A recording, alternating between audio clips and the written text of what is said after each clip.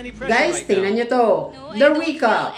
The unforgettable answer of Janina San Miguel during the Binibining Pilipinas 2008 question and answer portion. At guys, wag na natin patagalin pa. Panoorin natin to. We feel any pressure right now?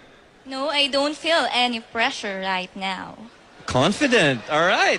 Please choose a name of a judge.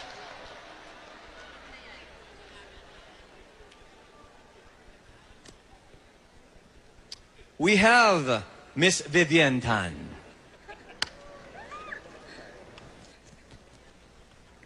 Good evening. Good evening. The question is, what role did your family play with you as candidate to Binibining Pilipinas?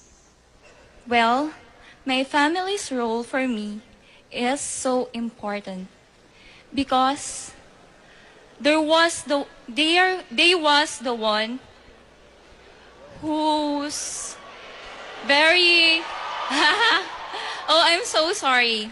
My family, oh my God.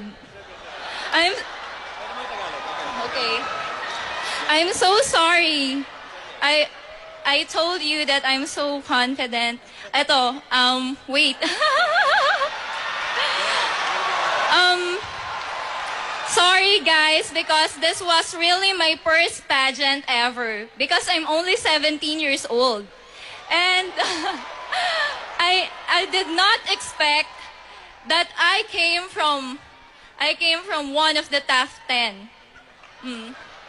So, but I said that my family is the most important persons in my life. Thank you. Guys, kahit ganun lang ang kanyang nasagot during the question and answer portion, she won the Binibining Pilipinas world title anyway. But she quit before she can even compete in the world stage. At guys, ano ang masasabi nyo? Just comment below. Thanks for watching!